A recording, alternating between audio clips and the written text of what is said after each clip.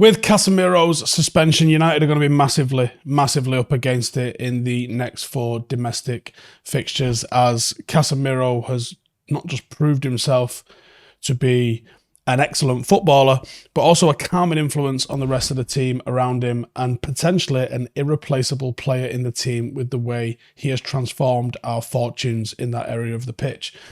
United have seriously lacked in that area for years prior to Casemiro coming, and it'll be an uphill task as there just isn't anybody in the squad that can seamlessly replace him. We have got options in several areas of the pitch, including goalkeeper, left back, right back, centre half, even though there's a quality disparity, but there is nothing that can replace what Casemiro gives us.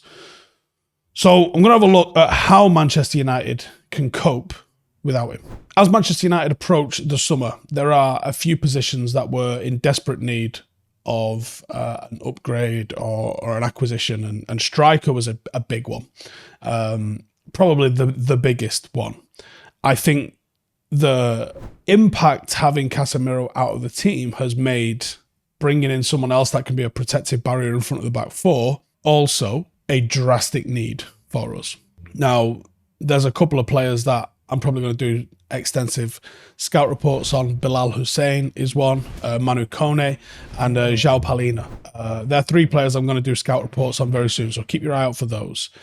They're all players that United could look to bring in the summer to offer a little bit of what Casemiro does. Varane was talking about how United might be able to cope without Casemiro. He said he's a player who is very important for us. He brings a balance to the team and to the squad. We have a great squad, but we have to find another balance without him. We have good players in every position of the pitch, and we are ready for the next few games.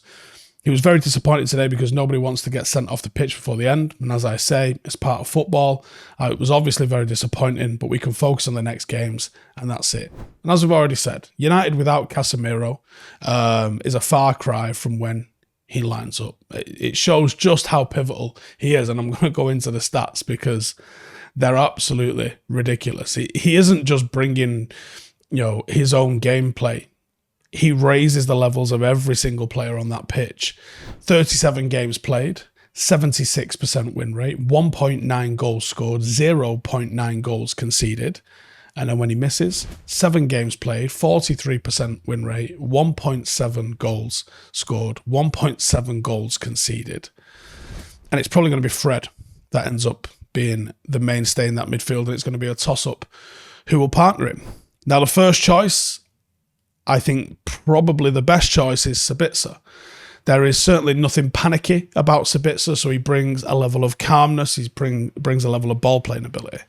I like the way he goes about his business. He's quite shrewd, he's quite unruffleable, and he's shown that he's very calm in possession, sort of typifying what Erik ten Hag really values in a midfielder, certainly one of the deeper lying midfielders.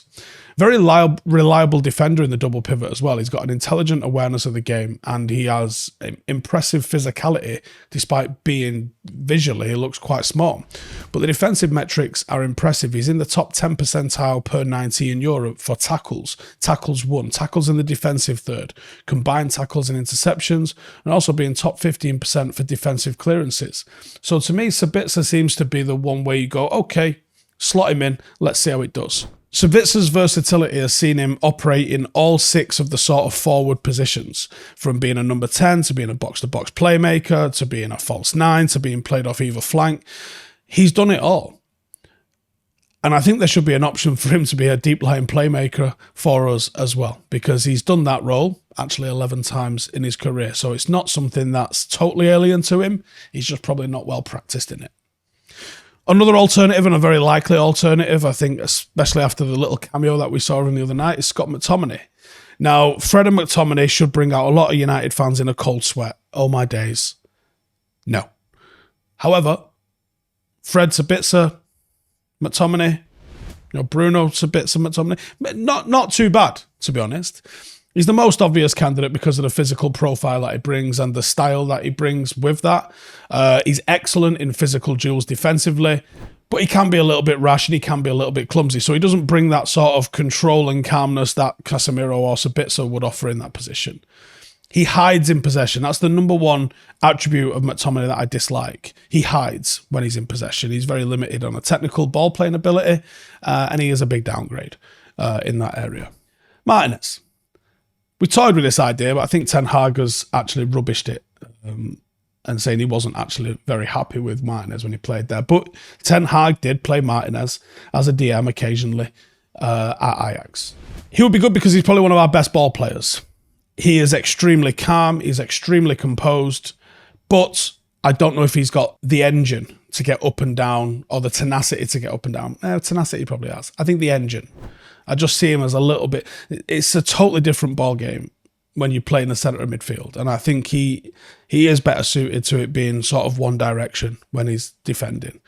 It could result in Luke Shaw being played behind him, Malacia getting some minutes, which I'm not against. It could result in Maguire being played there, which I think would be an issue, and that could unbalance us a little bit. He's technically good enough to play there, I just don't know if he's got the engine to play in there. Lindelof. Now, Ten Hag's actually played Lindelof in this area of the pitch, and he wasn't awful. He's played in the defensive midfield role 23 times in his career, mainly for the national team when he's done it. But is he good enough to play there for United? Now, it's only 4 games, but you've got 4 pretty big games. Newcastle and Fulham are the ones that stand out. You're asking a lot of him there. And the final option that you've got is Mainu. He's a talented youngster. Physically, I think he's getting there, but he is a boy at the end of the day. Very inexperienced. Certainly not going to be expected to bring the level of calmness that you would expect with Casemiro. And you've also got Zidane Iqbal, who has not really been seen since pre-season. Don't know what's going on with him. He looked excellent in possession in pre-season. For me, it was a copy-paste of what he was, a young, inexperienced copy-paste of what Christian Eriksen offers as a footballer. So I would see him as an understudy to Eriksen rather than Casemiro. But if we're looking for maybe a bit of control, maybe Zidane is the youngster that is given an option. It's a big call for Ten Hag to try and figure out who is going to replace Casemiro. Let me know your thoughts in the comments below. I guess we're going to find out very, very soon who it's going to be. See you in the next one.